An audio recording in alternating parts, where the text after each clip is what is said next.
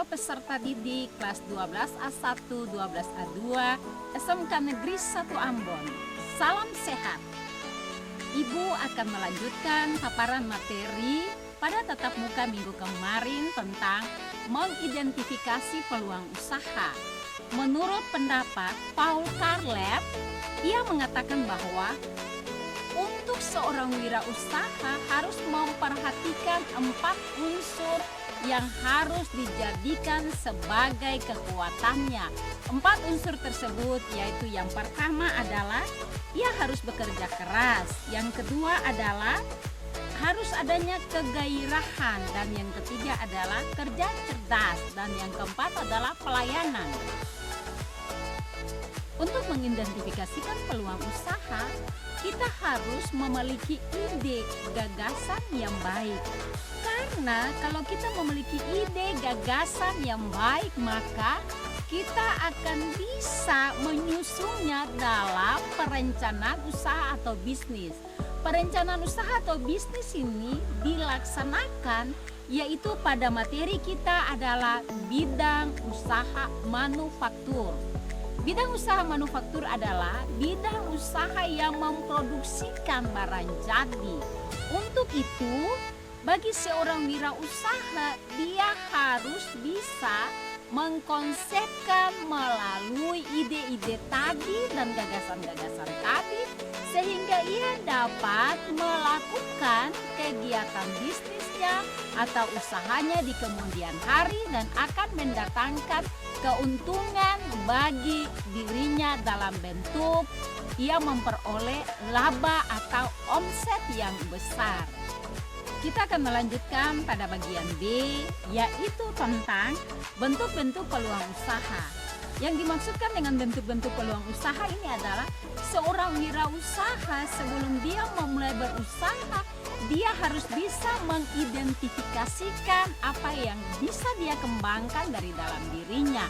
Kenapa dia harus kembangkan dari dalam dirinya? Pada materi paparan yang pertama dijelaskan bahwa seseorang yang mengembangkan bisnis dari hobinya, dari bakatnya, maka ia akan mengembangkan bisnis tersebut dengan sungguh-sungguh, atau dia bersinergi, atau dia enjoy melakukan bisnis tersebut. Hal ini akan mendatangkan keuntungan bagi dirinya, bagi usahanya, dan juga usaha ini akan berkembang dan ia juga akan pastinya mempekerjakan orang-orang untuk membantu mengusahakan atau mengelola usahanya. Usaha ini berkembang dan salah satunya adalah dalam bidang industri atau bidang manufaktur tadi. Ada 3 industri yang terjadi dalam bidang usaha manufaktur ini, yaitu yang pertama usaha industri besar, usaha industri menengah, dan usaha industri kecil. Berikut ini adalah bidang usaha menurut usaha dan penjenisannya. Yang pertama bidang usaha industri, jenisnya adalah usaha industri besar, usaha industri menengah, dan usaha industri kecil. Yang kedua adalah bidang pertambangan dan energi. 1.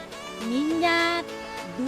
Gas, 3. timah, 4. emas, dan sebagainya. Yang berikut bidang usaha pemberi jasa.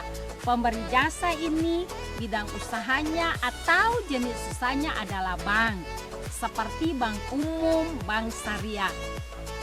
Dan yang berikut adalah bank pembangunan daerah. Yang berikutnya adalah hotel, hotel berbintang, wisma, dan juga melati dan lain-lainnya. Jenis usaha pariwisata. Yang pertama adalah agen bis, agen perjalanan wisata, pemandu wisata, dan lain-lain.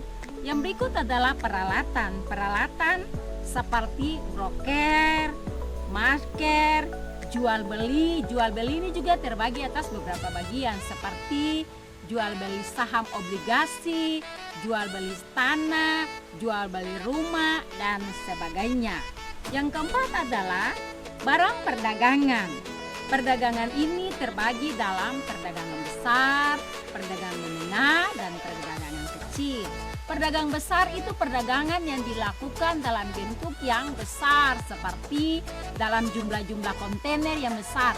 Pernahkah Anda melihat ketika ada kapal yang masuk dan kita melihat bahwa terjadi pembongkaran di dermaga, dan barang-barang yang diturunkan itu ada masih dalam jumlah yang besar. Barang ini akan dibongkar dan akan disalurkan ke agen-agen. Dari agen juga akan disalurkan ke grosir, dan dari grosir pedagang kaki lima, pedagang enceran akan membelinya, dan kita sebagai masyarakat pemakai atau konsumen, kita akan membeli sesuai dengan kebutuhan kita di tempat-tempat mana yang akan kita beli. Yang berikut adalah bidang usaha agraris. Bidang usaha agraris ini pasti Anda pernah mendengar tentang jenis kegiatannya seperti pertanian. Pertanian juga terbagi.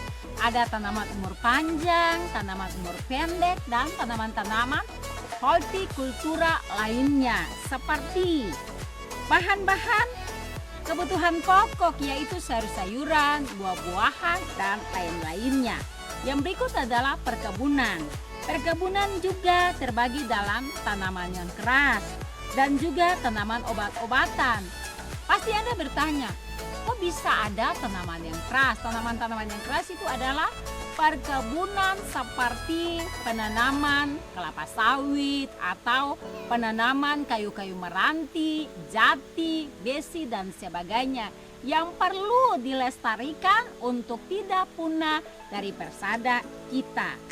Yang berikut adalah peternakan. Peternakan pasti Anda bisa membayangkan gini. Kalau berbicara tentang peternakan, itu berarti kita berbicara tentang yang berikutnya adalah berdasarkan analisa-analisa yang ada juga jenis usaha yang terakhir seperti perikanan. Kalau perikanan ini tak asing lagi bagi kita karena ada perikanan laut, ada perikanan danau, dan juga yang paling terakhir kita juga mungkin bisa memberdayakan seperti ada kolam-kolam ikan, tambak-tambak ikan yang diupayakan oleh nelayan pada tempat-tempat tertentu di areal-areal tanaman-tanaman mereka. Seperti kita lihat di daerah Jawa, mereka punya tambak dan tambak ini dibudidayakan. Jadi perikanan atau sektor perikanan ini bisa diberdayakan oleh siapa saja. Sekarang masyarakat atau pengelola atau wirausaha yang tadi, dia memilih sesuai dengan spesifikasi dia, sesuai dengan apa yang ada pada latar belakang dia, atau sesuai dengan dia punya hobi atau bakat. Ketika dia bisa mengembangkan, akan mendatangkan income untuk penambahan kemakmuran yang akan dicapai.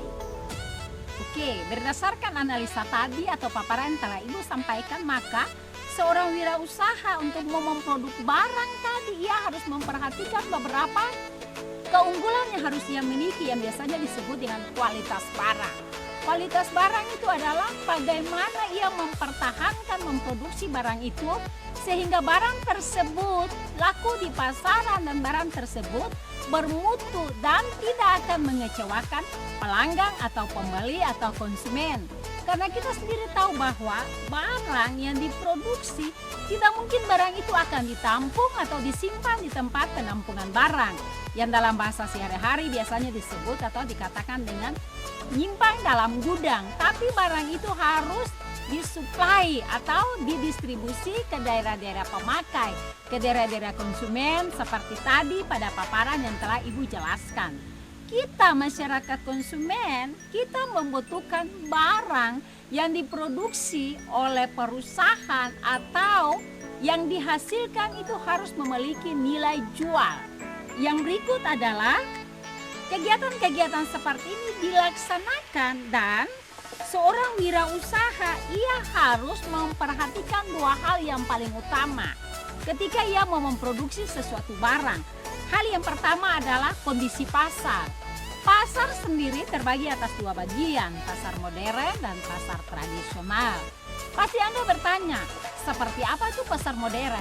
Pasar modern adalah pasar yang kita konsumen atau pelanggan atau pemakai, kita datang di tempat-tempat itu, kita hanya mengambil barang yang telah mereka pajang di tempat-tempat sesuai dengan keperluan dan kebutuhan kita, dan kita langsung antre di kasir dan kita membayar dan kita berlalu. Seperti pada mall, Swalayan, Indomart, dan sebagainya. Tapi kalau kita melakukan transaksi di pasar tradisional itu seperti kalau di Kota Ambon, seperti di Pasar Merdeka, Pasar Aman, Pasar Tagalaya, Pasar Bentas, itu terjadi interaksi antara siapa? Antara pembeli dan penjual. Mereka berinteraksi dan seorang pembeli dia pastinya membeli barang yang menjadi kebutuhan dia, tapi tidak menutup kemungkinan seorang penjual dia lihai. Lihai itu berarti dia berani untuk mempromosikan barang dagangannya sehingga memikat seorang pembeli untuk membeli barang tersebut. Dalam menganalisis produk, seorang wirausaha atau seorang yang mau mengidentifikasikan jenis peluang usaha tadi, ada beberapa di antaranya. Yang pertama adalah produk primer. Produk primer ini seperti apa? Mengacu pada menghasilkan sumber daya alam atau ketersediaan sumber daya alam yang ada. Dan yang kedua adalah produk sekunder. Produk sekunder mengacu pada pengelolaan atau pemprosesan, jadi memproses bahan-bahan baku tadi atau bahan-bahan yang sudah ada, ketersediaan yang sudah ada, diproses sehingga menjadi barang yang siap untuk dipasarkan. Yang ketiga adalah produk tersier. Produk tersier ini meliputi pelayanan jasa yang di dalamnya meliputi jasa asuransi, jasa perbankan, jasa pembuatan perumahan, dan sebagainya.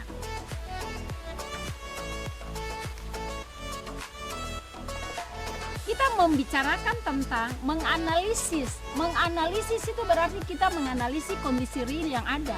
Bagi seorang wirausaha, tujuan daripada analisis produk ada beberapa di antaranya. Yang pertama adalah menganalisis keinginan dan minat konsumen atau pelanggan. Kenapa kita harus menganalisis keinginan dan minat konsumen? Karena barang yang kita hasilkan, barang yang kita produksi, tujuan akhir adalah bagaimana bisa memuaskan konsumen sehingga konsumen tertarik untuk membeli barang-barang yang kita produksikan. Yang kedua adalah memenangkan pesaing dalam pengembangan usaha. Persaingan itu terjadi di mana-mana. Dalam kehidupan real kita, dalam kehidupan nyata kita saja kita bersaing. Apalagi bagi seorang wirausaha.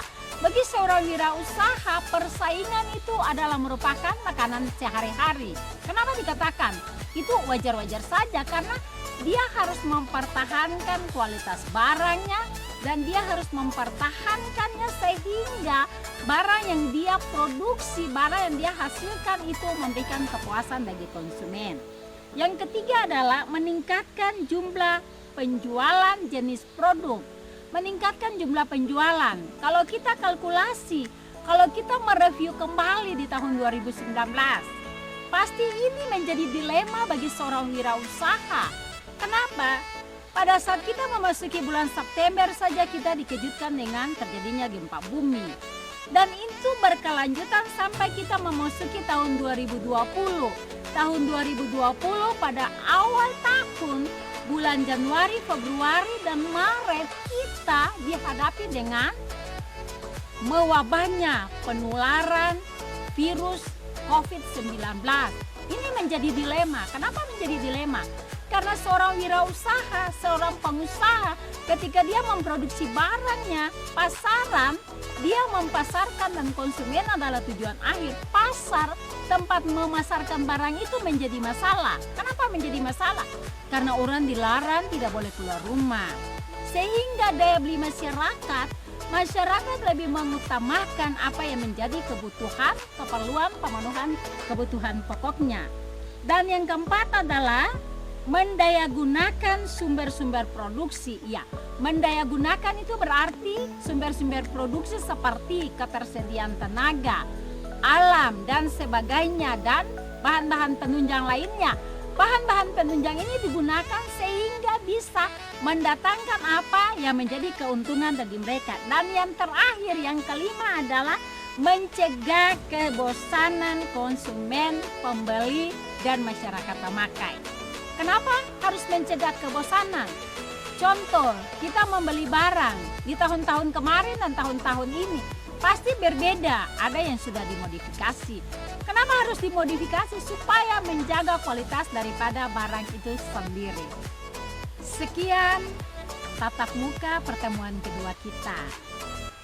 Ibu akan mengirimkan tugas kepada Anda. Ibu akan share melalui classroom belajar kita dan melalui WA.